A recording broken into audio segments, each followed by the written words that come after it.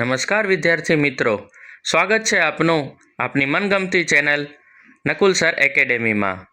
તો ચાલો આજે ધોરણ 6 ગુજરાતી વિષયના દ્વિતીય સત્રાંત કસોટી 2026 કે જે 13 એપ્રિલના લેવામાં આવી હતી તેનું પેપર સોલ્યુશન જોઈએ। જો તમે આ ચેનલમાં નવા છો તો હમણાં જ સબસ્ક્રાઈબ કરો અને આ વિડીયોને લાઈક કરવાનું ન ભૂલતા। પ્રશ્ન 1, પ્રશ્નોના ઉત્તર બે વાક્યોમાં આપો। ઉત્તર 1, આનંદીને ઇનામ જો તેને તેના બદલે ₹1 મળ્યો હોત તો પણ તે ખુશ હોત, કારણ કે તેના માટે ઇનામની રકમ કરતાં વડીલોના આશીર્વાદ અને માન વધુ મહત્વનું હતું।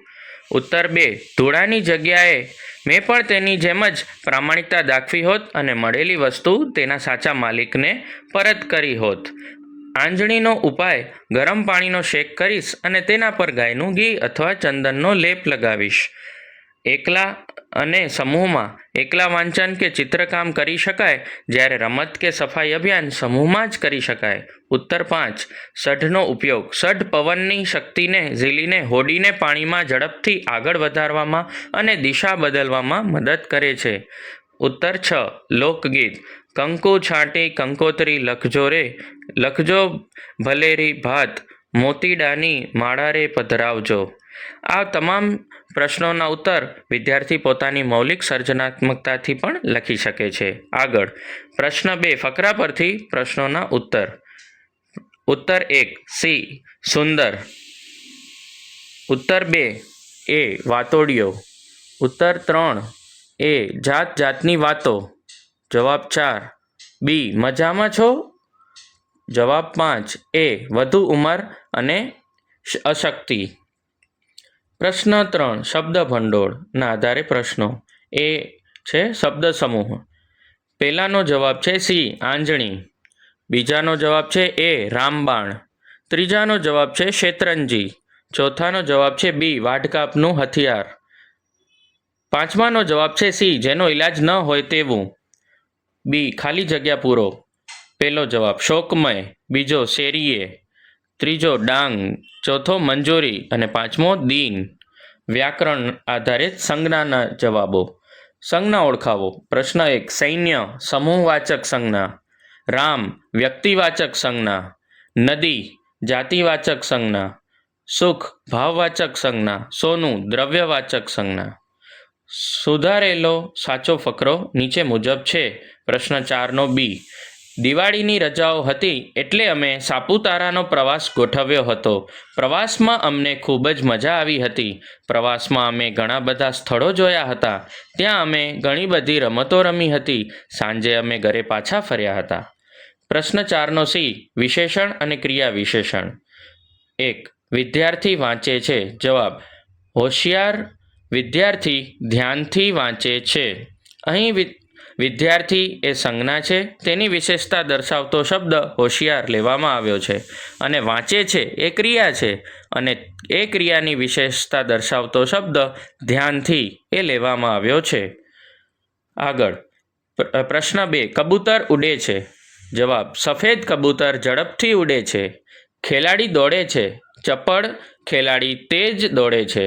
બાળક રોટલી ખાય છે। નાનું બાળક ધીમેથી રોટલી ખાય છે। ગાય ચરે છે।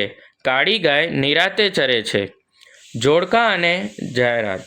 પ્રશ્ન 5A, અહીં આપેલા અ વિભાગને બ વિભાગ સાથે મલાવના છે। અ વિભાગમાં પાત્રો આપેલા છે, જ્યારે બ વિભાગમાં તેમનો પરિચય આપેલો છે। અભિમન્યુ, ડી પદ્મવ્યૂહ ભેદનાર, ધૂળો, એ ઈડરનો વાણિયો, આનંદી, ઈ પ્રામાણિકતા, સાપુતારા, સી હવા ખાવાનું સ્થળ, ગુરુ દ્રોણ, બી પદ્મવ્યૂહ રચનાર। આ જોડકાના આ મુજબ જવાબો હતા। હવે જાહેરાત આધારિત પ્રશ્નોના જવાબો અહીં આપેલા છે।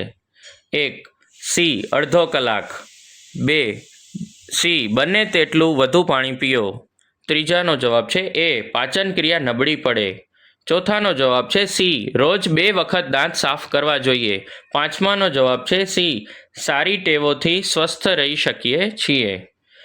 પ્રશ્ન 6, ભાવવાચક શબ્દો ઓળખો। ભાવવાચક શબ્દો એટલે ભાવવાચક સંજ્ઞા।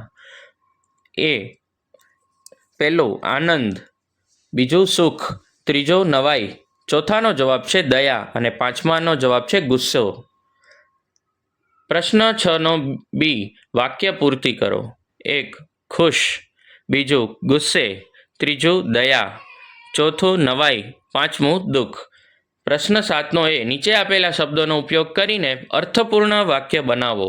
પહેલું બાળકો અને મેદાન. સાંજના સમયે બાળકો મેદાનમાં ક્રિકેટ રમી રહ્યા છે. બીજું સવાર અને પક્ષીઓ. વહેલી સવાર થતાં જ આકાશમાં પક્ષીઓનો મધુર કલરવ સંભળાય છે. ત્રીજું મહેનત સફળતા. જે વિદ્યાર્થીઓ પ્રામાણિકપણે મહેનત કરે છે તેમને જીવનમાં ચોક્કસ સફળતા મળે છે. ચોથું રાજા પ્રજા. જૂના જમાનામાં રાજા પોતાની પ્રજાને સંતાન સમાન ગણીને તેમનું પાલન કરતા હતા.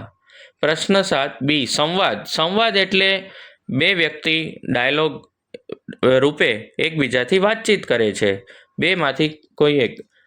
પ્રશ્ન 1 તમારું મનગમતું પ્રાણી તમારી સાથે વાત કરે છે.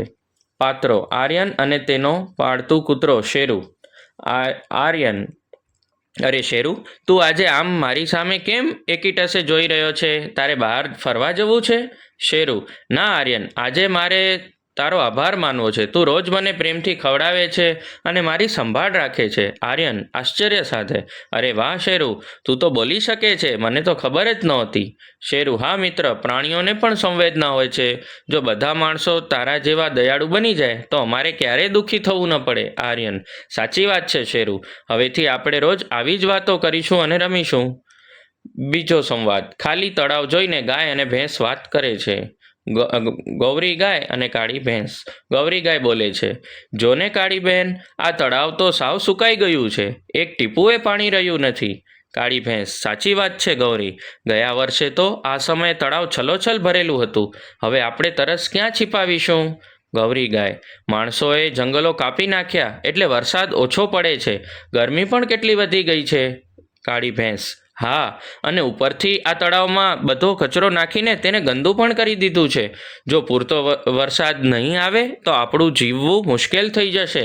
ગૌરી ગાય: ચાલ આપણે પહેલાં દૂર આવેલા નદીના વહેણ પાસે જઈને નસીબ અજમાવીએ.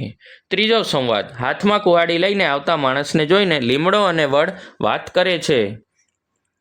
લીમડો: વડદાદા, જુઓ, પેલો માણસ હાથમાં ધારદાર કુહાડી લઈને આપણી તરફ જ આવી રહ્યો છે. મને બહુ ફાડ પડે છે. વડદાદા: ગભરાઈશ નહીં દીકરા, પણ આ માણસો કેવા સ્વાર્થી છે. મેં વર્ષો સુધી એમના પૂર્વજોને છાંયડો આપ્યો અને આજે આ માણસ મને જ કાપવા આવ્યો છે. લીમડો: સાચું કહ્યું દાદા, હું એમને કડવી પણ ગુણકારી દવાઓ આપું છું, હવા ચોખ્ખી રાખું છું, તોય એમને આપણી દયા નથી આવતી. વડદાદા: માણસ ભૂલી ગયો છે કે જો અમે નહીં હોઈએ તો એમને શ્વાસ લેવા માટે હવા અને પીવા માટે પાણી કોણ આપશે? લીમડો: ઈશ્વર આ માણસને સદબુદ્ધિ આપે અને તે પોતાનું હથિયાર હેઠું મૂકી દે તો સારું. અંતિમ પ્રશ્ન 8 નિબંધ. તેમાં મારો પ્રિય તહેવાર દિવાળી. સૌ પ્રથમ પ્રસ્તાવના. ભારત તહેવારોનો દેશ છે. અહીં હોળી, રક્ષાબંધન, જન્માષ્ટમી અને નવરાત્રિ જેવા અનેક તહેવારો ઉજવાય છે, પરંતુ મારો સૌથી પ્રિય તહેવાર દિવાળી છે. દિવાળી એ પ્રકાશનો ઉત્સવ છે. આ તહેવાર આસો મહિનાની અમાસના દિવસે આવે છે. તૈયારીઓ. દિવાળીના થોડા દિવસો અગાઉથી જ લોકો ઘરની સાફ સફાઈ કરવા લાગે છે. ઘરોને રોગાન કરવામાં આવે છે. બજારમાં નવા કપડાં, ફટાકડા અને મીઠાઈઓની ખરીદી માટે ભીડ જોવા મળે છે. ગૃહિણીઓ જાત જાતની વાનગીઓ અને નાસ્તો બનાવે છે. ઉજવણી. દિવાળીનો તહેવાર 5 દિવસનો હોય છે.